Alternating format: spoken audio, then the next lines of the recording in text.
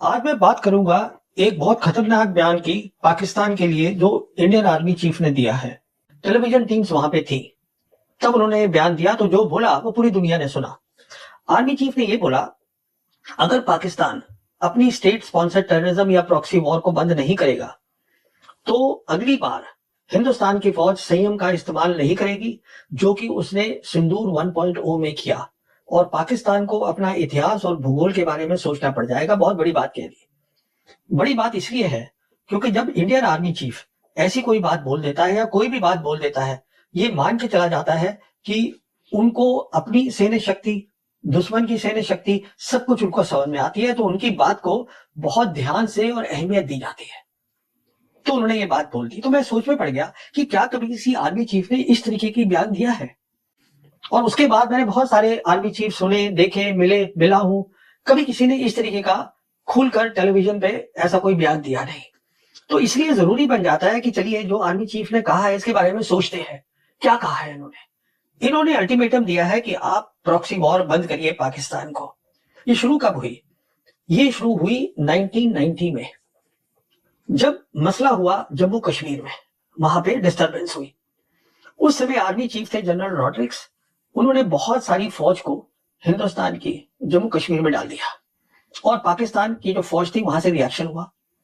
अब यहाँ पे दो बातें बोलना चाहूंगा पहले आगे चलने से। पहली बात तो ये बोलना चाहूंगा कि जब हम बात करते हैं मिलिट्री डेटरेंस की, जिसको हिंदी में बोलते हैं सैन्य निवारण, मतलब ये वो चीज है डेटरेंस जिससे कि जो आपका दुश्मन, जो आपका एडवर्सरी है, इस केस में पाकिस्तान, उसको लगे कि मैं ये पंगा ना लूं तो अच्छा है, मैं ये प्रॉक्सी वॉर ना करूं तो मेरे लिए बेहतर है, क्योंकि लड़ाई बढ़ सकती है और क्या नतीजा होगा ये कोई जानता नहीं है और मेरा भी काफी नुकसान हो सकता है। तो उसको डेटरेंस बोलते हैं। और डेटरेंस जो है वो दो चीजों से बनता है। एक होता है कि आपकी मिलिट्री ताकत क्या है, सैन्य शक्ति क्या है। वो सैन्य शक्ति नहीं जो आप समझते हैं आपके पास है, बल्कि वो जो आपका एडवर्सरी पाकिस्तान समझता है कि आपके पास ताकत है, इसलिए मुझे पंगा नहीं लेना है। एक तो ये होती है। दूसरी होती है कि पाकिस्तान को लगना चाहिए कि आप में लड़ाई करने का जज्बा है, जिसे हम बोलते हैं विल टू फाइट। और मेरे हिसाब से इन दोनों में जब हम डिफरेंस की बात करते हैं, विल टू फाइट सबसे पहले आता है, उसके बाद आता है मिलिट्री कैपेबिलिटीज। तो एक तो ये बात ध्यान में रखिएगा। दूसरी बात ये रखिएगा कि पाकिस्तान ने जब रिएक्शन किया, रॉड्रिक्स साहब ने फौज को अंदर भेजा, तो उनको भी मालूम है कि हम दोनों फौजों का एक पुराना रिश्ता है, हमने जंगें लड़ी हैं। पहली जंग कश्मीर की हुई थी, जब 1 जनवरी 1949 को मिलिट्री लाइन बनी जिसका नाम था सीज फायर लाइन। उसके बाद 65 की जंग लड़ी गई, 71 की जंग लड़ी गई। 71 की जंग में जो ईस्ट पाकिस्तान था वो बांग्लादेश बन गया, पर जो वेस्ट पाकिस्तान था वहां पे वो मिलिट्री लाइन बरकरार रही, उसका नाम बदल गया। सीज फायर लाइन से उसका नाम हो गया लाइन ऑफ कंट्रोल। कहने का मतलब यह है, किसी भी जंग में हिंदुस्तान की फौज के पास इतनी ताकत नहीं रही कि वो पाकिस्तान की फौज को पूरी तरह जो है हरा दे। वो नहीं रही इतनी ताकत। अगर होती तो वो मिलिट्री लाइन हट जाती। तो शिकस्त पूरी पाकिस्तान की फौज को नहीं दी गई, और ये उनको भी मालूम है, हमको भी मालूम है। तो दिक्कत क्या हुई, क्या बात हुई 1990 में कि पाकिस्तान की फौज जो है वो अमेरिका गई, उनसे बात करी उनसे, और उनको बोला कि देखिए साहब, इन्होंने फौज अंदर डाल दी है और ये अटैक करेंगे पाकिस्तान को। तो उस समय की सोच ये थी पाकिस्तान की फौज की कि हिंदुस्तान की फौज में लड़ाई करने का जज्बा है, will to fight is there. बहुत बड़ी बात है। और हमने देखा भी कि 1990s में हमने उसका नमूना दिया विल टू फाइट का, और उन्होंने भी नमूना दिया विल टू फाइट का। वो ऐसे दिया कि हमारी छोटी छोटी टीम्स जाती थी, लाइन ऑफ कंट्रोल क्रॉस करके दूसरी तरफ गए, और उनकी जो पोस्ट होती थी आर्मी की, टेररिस्ट इंफ्रास्ट्रक्चर नहीं, आर्मी की पोस्ट पे जाके हमला करते थे, और वो भी आके हमारी आर्मी की पोस्ट पे हमला करते थे। तो ये सिलसिला चलता था कि दोनों साइड पे विल टू फाइट है। ये चलता रहा 2004 तक। तब आर्मी चीफ आए निर्मल विज, जनरल निर्मल विज। इन्होंने क्या किया, इन्होंने फेंस लगा दी मिलिट्री लाइन पे, और ये कह दिया गया अब हिंदुस्तान की फौज को कि आप सिर्फ अपने एरिया में काउंटर टेरर ऑपरेशन करते रहिए। तो वहां पे ये हो गया। पर किसी भी आर्मी चीफ ने 1990 से लेकर और आज तक ये नहीं सोचा कि मैं अपनी मिलिट्री कैपेबिलिटीज को क्रेडिबल बनाऊं, ऐसी बनाऊं कि जो दुश्मन है पाकिस्तान, वो प्रॉक्सी वॉर जो है पंगा लेना बंद कर दे। वो नहीं बनाई और उनसे कभी कोई हिसाब मांगा नहीं गया कि साहब आपने क्यों नहीं बनाई। अब इसके बाद जो है मोदी सरकार आई। अब मोदी सरकार, हमें मालूम है, सबसे पहले वो, मैं सिर्फ पाकिस्तान की बात कर रहा हूं, मैं चीन की बात अभी कर ही नहीं रहा हूं।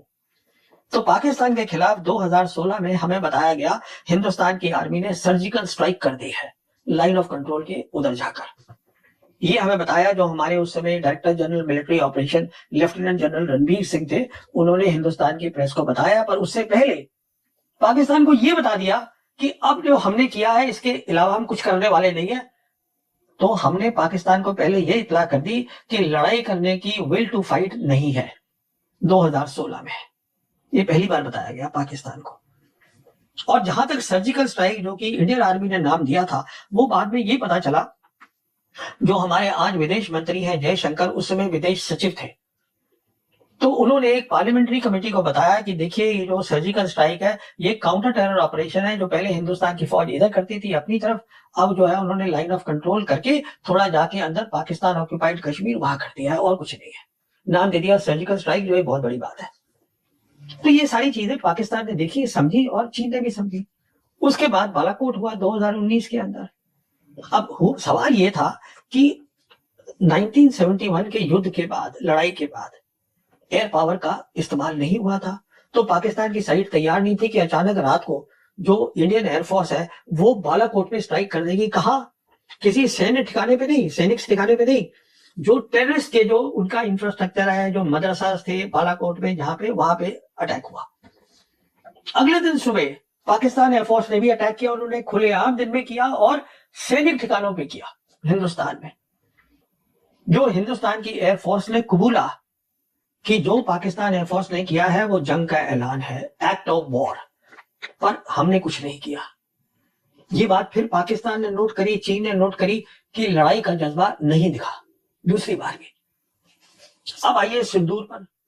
सिंदूर जब हुआ तो उसमें भी जो अटैक किया, टोटल जो है बताया गया कि 9 टेररिस्ट इंफ्रास्ट्रक्चर पे अटैक हुआ, टेररिस्ट फिर से, जिसमें 2 के ऊपर एयरफोर्स यूज हुई और 7 के ऊपर इंडियन आर्मी यूज हुई।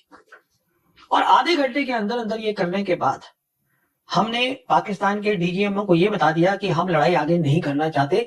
द विल टू फाइट हमने फिर वहां बता दी। उन्होंने कहा जैसे बालाकोट में था कि नहीं ये तो आपने किया है, हमें भी जवाब करना है, तो उन्होंने जवाब दिया। उसके बाद देखिए क्या हुआ। 8 तारीख को अगले दिन एक खबर आई, हमारी जो अपनी एम्बेसी है उन्होंने प्रेस रिलीज दी वॉशिंगटन में कि जो हमारे एनएसए हैं डोवल साहब, उनकी बात मार्को रूबियो से हुई है, उनका काउंटर पार्ट जो है अमेरिका के अंदर, और डोवल साहब ने मार्को रूबियो को पूरा यहाँ का ब्यौरा दिया कि यहाँ क्या हो रहा है। देने की जरूरत क्या थी, पर दिया। अच्छा, उसके बाद अमेरिकन जो थे वो बातचीत करने लगे हिंदुस्तान पाकिस्तान दोनों के साथ कि साहब आप ये रफा दफा करिए, बंद करिए। फिर पता चला कि 10 मई को प्रेसिडेंट ट्रंप का सबसे पहले सोशल मीडिया पर मैसेज आया कि दोनों साइड तैयार हो गए हैं सीज फायर के लिए, परमानेंट सीज फायर के लिए हमारे हस्तक्षेप से। उसने ये बोला कि मैंने करवाया ये। और उसके फौरन बाद मार्को रूबियो का मैसेज आया सोशल मीडिया पे कि दोनों साइड तैयार हो गए हैं सीज फायर के लिए, और दोनों साइड ये भी तैयार हो गए हैं कि हम किसी न्यूट्रल जगह पे बैठकर कहीं पर कंट्री में जहां भी हम बातचीत करके अपने मसलों को बातचीत करेंगे। उसके बाद फिर हमें पता चला पाकिस्तान की साइड से कि सीज फायर के लिए वो तैयार है। और सबसे आखिर में इंडियन साइड ने ये कहा कि पाकिस्तान के जो डीजीएमओ है उन्होंने दरख्वास्त करी, उन्होंने रिक्वेस्ट करी इंडियन साइड को कि हम सीज फायर चाहते हैं, तो हमने फिर ऐलान किया। सवाल ये उठता है कि अगर ये वाकई उनके डीजीएमओ ने किया है, जो किया होगा, तो प्रेसिडेंट ट्रंप को कैसे पता चल गया कि ये सीज फायर होने वाला है? पर चलिए वो बात नहीं है। बात यह है कि एक बार फिर से ये बताया गया टेररिस्ट इंफ्रास्ट्रक्चर पे अटैक हुआ, हर बार वही हो रहा है, सैन्य शक्ति पे नहीं, पाकिस्तान की। और साथ में जो सबसे मैंने बताया इंपॉर्टेंट बात, विल टू फाइट, वो नहीं आ रही, दिखाई जा रही। अब इसको भी एक्सप्लेन कर रहे हैं ये लेफ्टिनेंट जनरल राजेश पंत हैं, जिन्होंने कई साल नौकरी करी है प्राइम मिनिस्टर के दफ्तर में। वो इसको बोल रहे हैं ये क्यूमुलेटिव डेटरेंस है। इसका मतलब ये है कि आप बार बार करते रहिए कि आपने सर्जिकल स्ट्राइक करी, बालाकोट करी, तो इससे डेटरेंस जो है वो दुश्मन जो है वो डिटर होता जा रहा है। अरे बाबा ये ऐसे नहीं होता है। हर बार जो चीज है वो बढ़ी है, कम नहीं हुई है। ये आप देखिएगा। और हर बार क्या हुआ है, जो आपकी एयरफोर्स आपने 2 बार इस्तेमाल करी, एयरफोर्स की जो खामियां हैं, ऑपरेशनल खामियां, वो पाकिस्तान एयरफोर्स को भी समझ में आ गई और प्लाफ को भी, पीएलए एयरफोर्स को भी समझ में आ गई। तो आपका नुकसान हुआ है, फायदा नहीं हुआ है, कोई क्यूमुलेटिव डिटरेंस नहीं हुआ है। अगली बात देखिए, अब आर्मी चीफ ने कहा कि हम संयम का इस्तेमाल नहीं करेंगे अगली बार पाकिस्तान के खिलाफ। पहली बार क्या हुआ था, दुनिया ने देखा, आपकी लड़ाई देखा दुनिया ने, आपने देखा पाकिस्तान के साथ नहीं हुई। पाकिस्तान के साथ चीन खड़ा था। चीन बार बार बोल चुका है कि हम पाकिस्तान की अखंडता को नहीं टूटने देंगे। तो ये आपकी बात कहेगा कि वो इतिहास और भूगोल भूल जाए, ऐसा कुछ नहीं होने वाला। चीन बहुत बड़ी ताकत है। अब मैं इसमें और ज्यादा नहीं जाऊंगा, इतना ही कहना काफी है कि अगर चीन बार बार बोल रहा है तो पाकिस्तान और चीन जब एक साथ खड़े होंगे तो हम कुछ खास नहीं कर पाएंगे, और ये असलियत है। अगली बात देखिए, अगर देखा जाए तो लड़ाई हिंदुस्तान पाकिस्तान की जो पूरी, जिसे हम वॉर बोलते हैं, वो सन 71 में ही हुई थी। कारगिल कोई लड़ाई नहीं थी, वो कॉन्फ्लिक्ट था, पर वो अलग कहानी है, मैं उसमें नहीं जा रहा। तो जो 71 की लड़ाई हुई थी जिसमें हमने रिजल्ट दिखाया हिंदुस्तान ने, उस लड़ाई में प्रधानमंत्री ने army chief general Manik Shaw को बोला कि ये मसला है, इसको आप मिलिट्री तरीके से हल करिएगा। उन्होंने कहा मैडम मुझे 6 महीने दे दीजिए तैयारी के लिए। प्राइम मिनिस्टर इंदिरा गांधी ने कहा ठीक है आप 6 महीने ले लीजिए। प्राइम मिनिस्टर इंदिरा गांधी ने ये नहीं पूछा उनसे कि जो है आपका जो ऑपरेशनल प्लान है उसका नाम क्या है।